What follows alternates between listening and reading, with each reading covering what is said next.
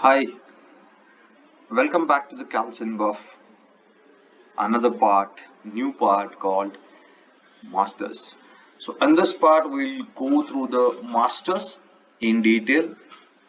The first master given in the software called country. I will tell you what are the details and what are the importance of this masters. So, I will enter the country name. I can able to enter the country code here. I can able to enter the currency here. Make sure you are entered the country code and currency is correct, because this country code will be used while sending SMS during the transaction, during the operations of the organization. For example, you have taken the work from your clients, you have prepared the SRF. At that time, system or this software can able to send an SMS to the customer stating that thanks for your business, or thank acknowledged your instruments, etc. At that time, this country code will be used. So you have to be make sure this country code is correct. Then currency is also same thing. You have to be make sure currency is correct, because it will be used while printing the amounts in Word, on quotation, on pro forma invoice, on tax invoice, etc. So you need to be make sure this data has to be correct. Then you can able to edit the country details if you had done any kind of mistakes. And this is a completely one time. You don't require to enter this again and again over the complete life cycle of the software. Okay, so we'll move next master called stats. Now, whatever the countries you prepared or you created in the software, you can able to see in this drop down list. Now I'll take India, and then I will enter the state called Maharashtra, right? So I will add it. So you also make sure state name is correct, because this name will be print on the quotation, detailed address of your customer on the certificate, detailed address on billing, pro forma invoice, tax invoice, SRF, delivery challenge, the everywhere the state name will come from here. So you have to be make sure the states I have created properly. We'll go through the another master called taxes. Under this section or master, we have given the taxes master. So how it works, I'll tell you. See, first is a country. You need to be select the country, then you need to select the states. So while creating master, you have to be make sure in your mind, you have to be prepared for entering this data, considering you are entering the taxes applicable to this state. When you are doing the billing from this location, you may have a one location, you may have a multiple locations. Suppose you have a one location, then there is no issues. But you have a multiple locations, you need to be select the location. If you are doing the billing from unit 1, this maybe belongs in Maharashtra, this maybe belongs in the another states. But what are the taxes applicable when we are doing the billing from unit 1 to those customer are belongs to the Maharashtra in India? Okay, so I will able to enter. So I can able to put the description here, I can able to put the tax percentage here, and then I will able to save it.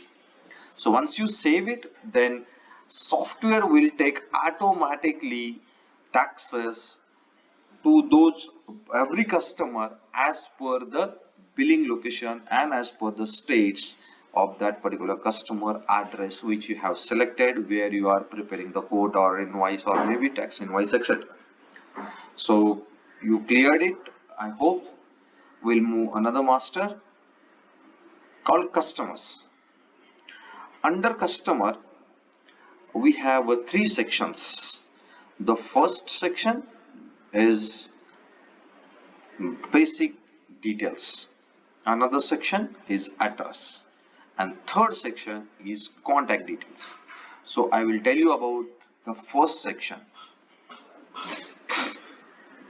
So I'll enter the name of customer here. Let's example Sinbuff. The suggestion is there, it's very good sign. We If we have a data of the existing customers, so software will intimate you it is already existing. But yes, I have a, for example, Sinbuff type. Okay, so if I have received vendor code, I'll enter it, otherwise I'll leave it blank. Fax number, if you have it, then you can enter, then you otherwise you keep a blank. Category, yes, it is a mandatory field. You can able to categorize your customer portfolio, right? Once you categorize the portfolio, then you will get good reports. For example, when you are searching for sales report and when you are doing the analysis of your customer, you can able to see the business portfolio in different categories. For example, how many business I am receiving from the calibration laboratories, how many business I am receiving from the information technology sector, how many business we are receiving from the manufacturers, how many business you are receiving from the pharmaceuticals. So you need to be categorized accordingly. Now I'll select the information category, technology. If you don't have category, then you can able to click it here and you can able to create the master and proceed, then close it, then you select it. So this is a very basic thing. Then yeah, landline number, if you have it, you can enter it. If I have a PAN number, then I will enter it. I have a PAN number now, right? XXX, then etc. Right? Okay. So basic verification is done. Then you have to be select the category of ownership. You have to be select the type. Now this is very important thing. When you says the customer is external, then software will apply the taxes. When you says the customer is internal, then the taxes will not be applicable. So you have to be make sure on this part, because the taxes applicability while preparation of quotation, pro forma invoice, tax invoice, completely based on this type. So I will take a select external. Short name, if you want to be put it, otherwise leave it. That is not a mandatory field. So this is the first section of the customer. Then my another section is customer address. So one customer, that is one company, your client having a multiple locations, then you can able to maintain the multiple locations here. So location type is given. Let's example, I am entering the head office address. I will enter the zone. I will enter the address. Let's example, office number 345 X X building, right? X Y road, area maybe some A B C D MIDC. Maybe it is belongs to the city some Pune. But obviously this is a country, this is a state. These are the coming from recent which we have seen, this country and state masters are there. Okay, so I'll enter pin code number, then GST exemption. See, this field has some importance. Once you say the GST exemption is no, then taxes will be applicable. When you says GST exemption is there, then taxes will not be applied to this location. Recently which we seen about external internal, so that is completely for applicable for all locations, but this is applicable for this location. Maybe one company have multiple locations, one is under sales, one under one outside the sales, and both have a different GST applicability or exemptions. So I will say yes or no accordingly. If I say yes, then no issues. If I says no, then GST applicability will be there. GST applicability, yes is no. How it will work? For example, some customers having their revenue less than 20 lakhs and GST is not applicable and they do not have the GST number, then you can say GST applicability is no. If you select the no, then you need to be enter the GST reason. So you can able to put it here less than 20 lakhs or whatever the reason is there. If you says GST is applicable, then you will enter the GST number, right?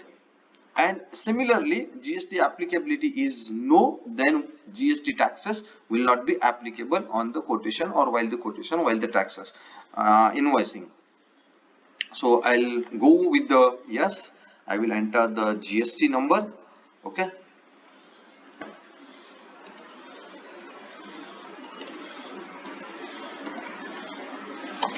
Yeah, this is GST number. So next credit period is there. How it will work? If you says against delivery, if you says 7 days, then your outstanding will be pop up and reminders will be generated accordingly. This invoice has generated and over the 7 days customer has not paid to you, so outstanding reports will be reflected with this credit periods. Then ID number validation required as and this field has some importance. If you says ID number as, then software will restrict the inward of same ID number multiple times in single job. If you says no, then it will allow to you. You have to be select this field yes and no on the basis of customers SOP, and this is a one-time selection, so don't bother about it. We need to be selected again and again. If you don't have required this validation, so you says no always, so don't issues. Then another section of the customer master is contact details. In the contact details, so we can able to enter the name of person, mobile number, then alternative mobile number is there, but it is optional. The landline number, extension is there, email ID is compulsory, alternative email ID is optional, but designation department is compulsory. Then we have given the date of birth, anniversary date. These fields, if you have a data, then you can enter it, otherwise leave it. It is completely optional. But if you entered it with your hard work, then software will be wish them on behalf of your organization, call happy birthday, happy anniversary. So it will be joyful thanks for the people, nothing else.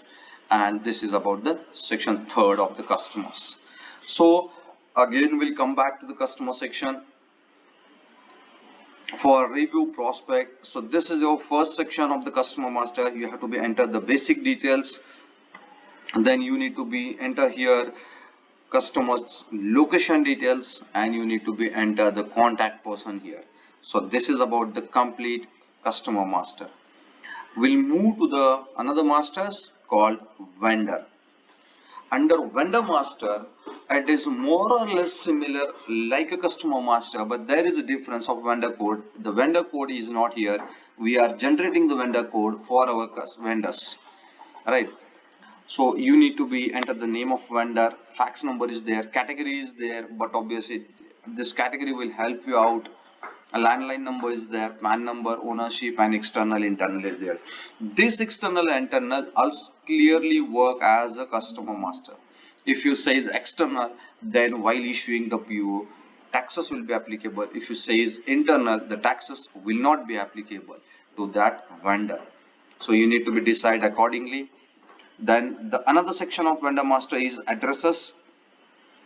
There is a GST number, and there is address, area, city, pin code, zone, state, country, and GST number is there.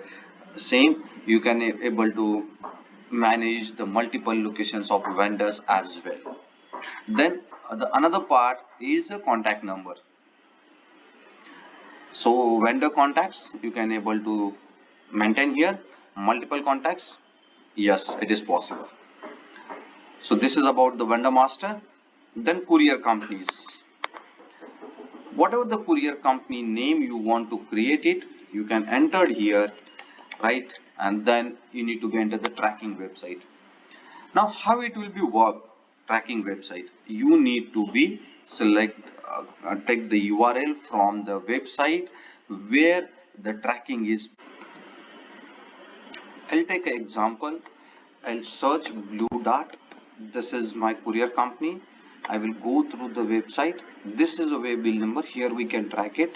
So we'll copy this URL and we'll enter here, and we can able to create the courier company master. So it is very simple. What will happen because of this URL will be go to the client when you are dispatching any material to the customer with the POD details to track them. So you will be reduce huge operation calls. Where is our parcel? When you are sending, have you sent it or not? What are the POD numbers? How we can, etc. So this is about courier company masters. Then we'll move to the another master called terms and conditions. Here you can able to create multiple terms and conditions. You can able to create the multiple sets of terms and conditions. For example, in quotation you have some different terms, right? Maybe for 100% advance payment. Those customers are giving 100% advance payment. This, just I'm taking an example.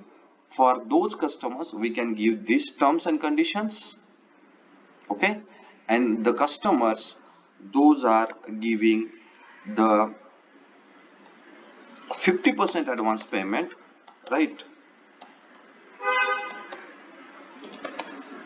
and 50% on delivery.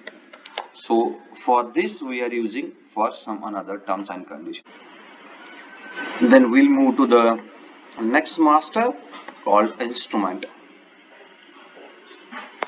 So this is the name of instrument, the list of instrument which will be pop up while taken customers instrument inward. So we need to be make sure some things here, that is division should be proper, department should be proper. Then interlap, suppose for example multimeter which will be calibrated in our electrical lab, then I will take an electrical. If pressure gauge is calibrating under pressure lab, then we'll take a pressure. Now for example I'll take a electrical, then I will take I'll enter the name of instrument. Let's example ampere meter. So this will be the existing data will be pop up here before you are creating the masters. But I have an ampere meter, but I need a digital ampere meter. Let's example as a description, so I can put it here. Make sure this description will be print on the final calibration certificate under details of unit under calibration section called name of instrument. Then we can save it. Once you save it, then here one thing is very important, that is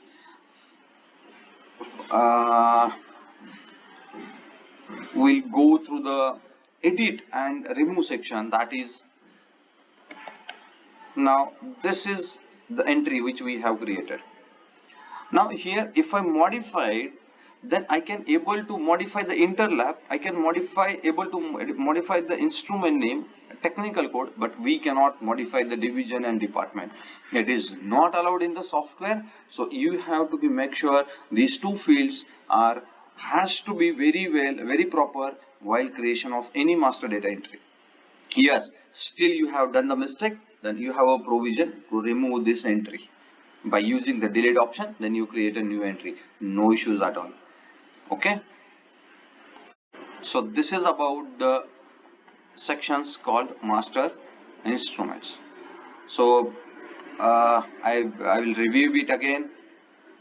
We have seen the completely details of this software sections called masters. Under that, country, state, taxes, customers, vendors, courier, terms and conditions, and instruments. I hope you enjoyed it, you understand well. Thank you so much.